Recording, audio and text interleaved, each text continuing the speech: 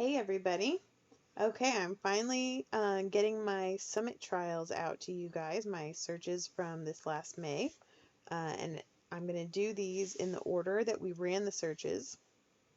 And then once I finish these, I'm going to do some elite trials that I have videos of, which may be from before this trial or after I do some more trials, will be after.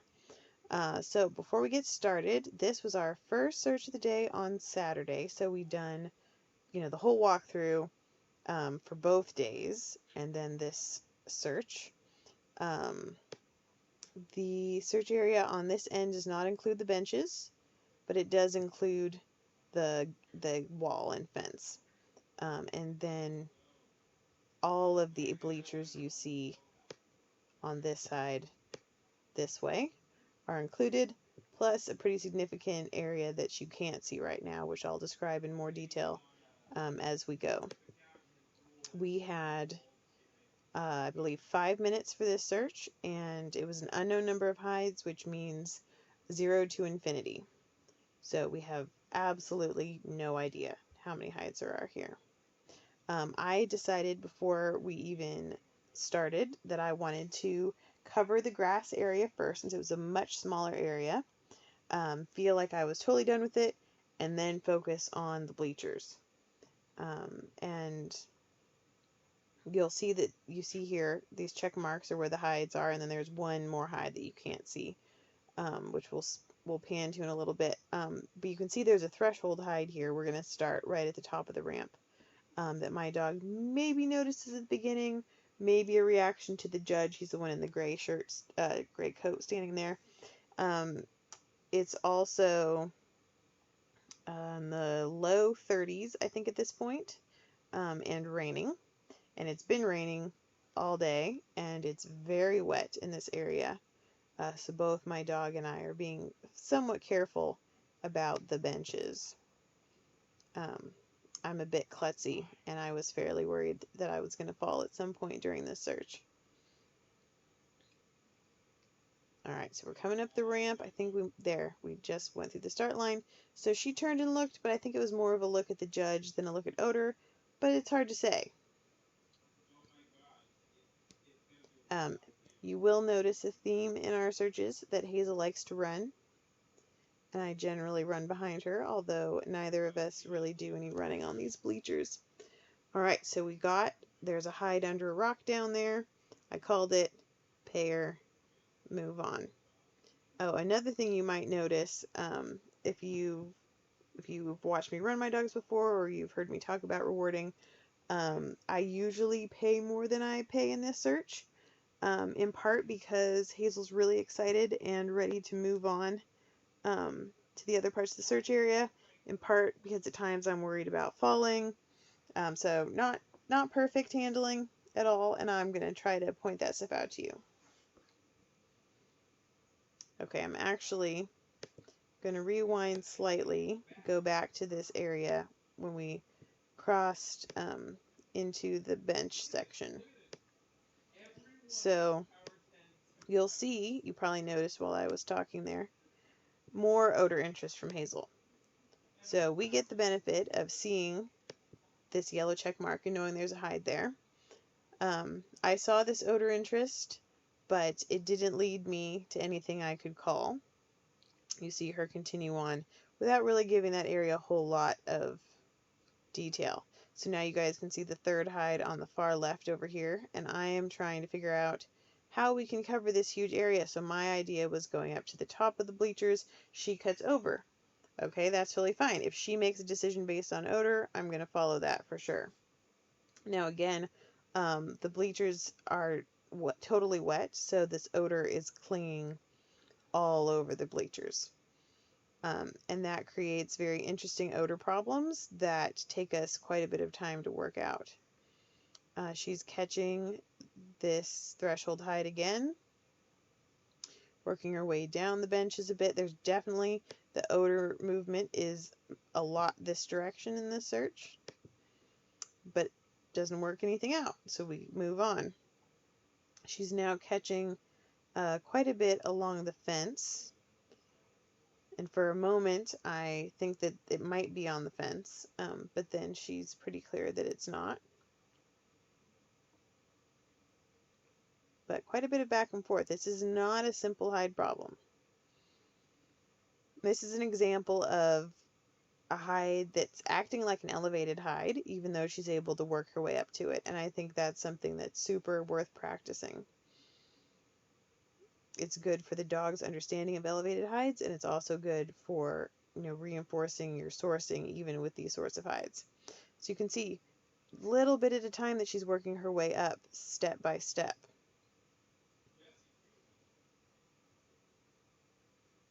I almost called that, but then she had that moment of crittering. Then she comes up here and really makes a decision, and I call it and pay her. Good girl. And I'm again a little bit worried about falling there, so I wasn't as generous as I usually am. Not that that's a good excuse at all. Okay, and so now I'm thinking, I know that there's odor over here somewhere, so we're giving this another approach, which you could certainly argue my time could have been better spent covering the area I haven't been yet, because there's a huge expanse that I haven't covered. So you can only see maybe about 2/3 of the search area, maybe not quite that much, because this big section of bleachers continues a couple more sets of these sets. I don't know what these are called. And then there's another set of bleachers that looks like this one. So it's a lot of space. And momentarily, in a couple seconds, I'm going to skip about a minute and a half. That's us working the area up there. And we go all the way up to the top, and we search back down. And as we search back down, I can see Hazel's in odor, and she eventually works her way back to this hide. And that allows me to be fairly confident that everything she's catching up in there is this odor blowing up, and not an additional odor up there. Okay. So, and we're back. She's worked down to this hide. Now here, I do another thing I tell you guys not to do. Instead of climbing down these bleachers that, again, I'm a bit worried about, and paying her at source, I just let her take a treat from my hand. Now, trust me, I counterbalance, mistakes like this in my training, because I know every once in a while they're going to happen in trial, and it's something I want to have a ton of money in the bank on sourcing odor, and me paying at odor. And now some people do pay at their side, and that's fine if that's their training scheme that works for them and it's clear to them and their dog exactly what the criteria is. It's not normally mine, but in this case, between the time and the slipperiness, it was a decision I made that I was not going to climb down to that hide. And we continued on.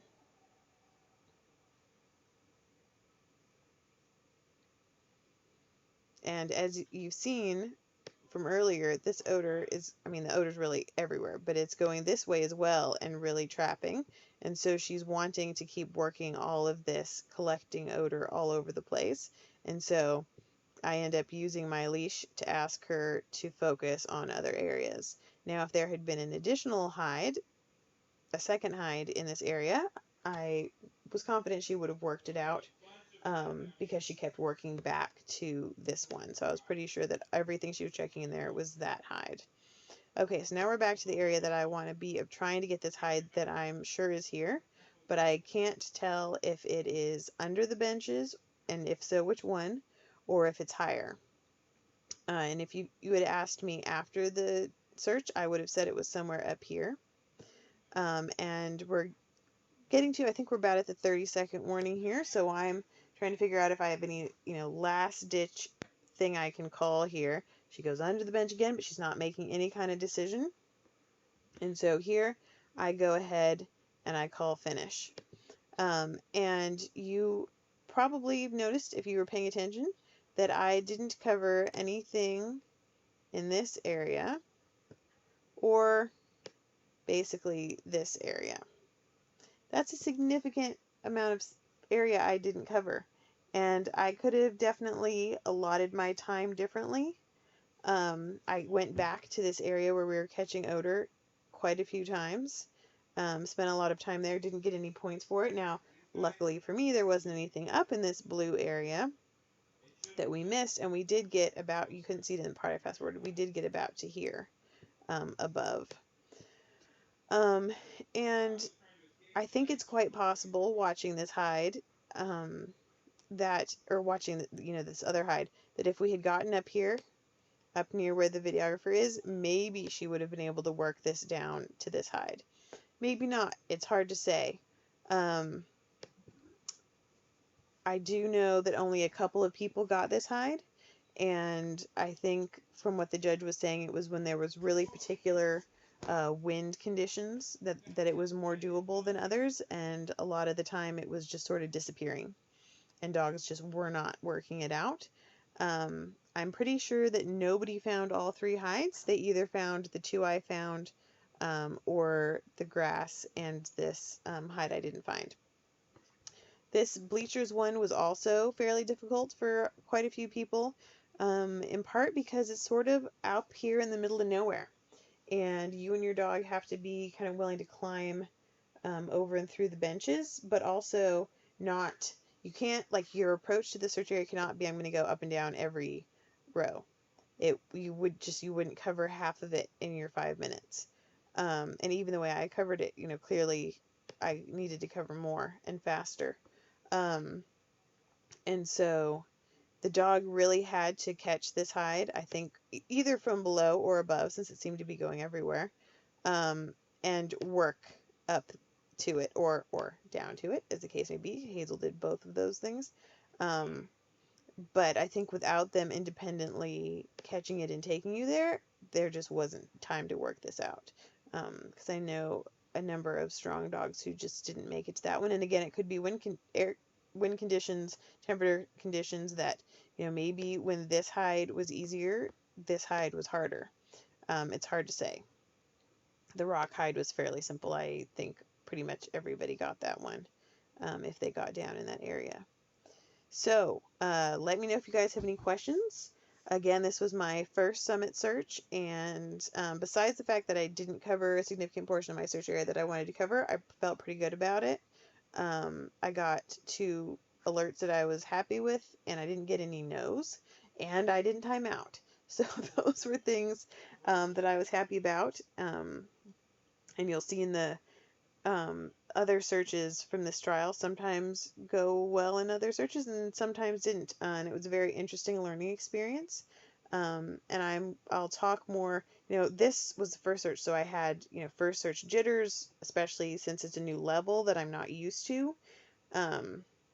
Definitely, even though in some ways Summit is like 2 elite days back to back, in other ways, the way the hides are set and the odor seems to work just felt quite different to me than elite searches. I've done quite a few elite searches, and none of them have felt the way the Summit trial felt. It was exciting and interesting. I loved having a new challenge since I hadn't been at a new trial level in quite a while. I found it really fun, even though there were some mistakes I wasn't happy with. It was a blast, and I can't wait to do my next one. And Hazel certainly thought it was fun. She thought it was particularly fun that we got to do 2 trial days back to back. Another major difference with Summit is how few hides there were. If you came into this search in an elite trial, especially elite trials a couple of years ago, you would expect there to be 7, 8, 9 hides here. And to only find 2, and for there to only have been 3 total, would have felt like, oh my gosh, I must have missed a million things. But I've been paying some attention to elite trials, and I know that they, don't always have just gobs of odor. Sometimes there are none. Sometimes there are just a couple. And really, trusting your dog as opposed to how you think a search should look is really important. And also, and this is something we talk about even in NW1, but it comes into play through every level, and especially going from elite to summit, that you have to be thinking about clearing your area, not just finding hides.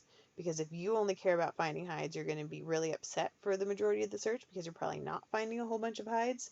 And you're going to feel like your dog isn't doing their job, and that you're not doing your job, and that you're not getting your reinforcement from the judge's yeses that you expect to get. And I really think it's important to reframe how we feel about searching and really make it about searching and hunting with our dog. And yes, finding hides are great, but that's not the, be all end all of a trial, because if it is, then, when you're not finding a hide every 30 seconds a minute, you might be really upset.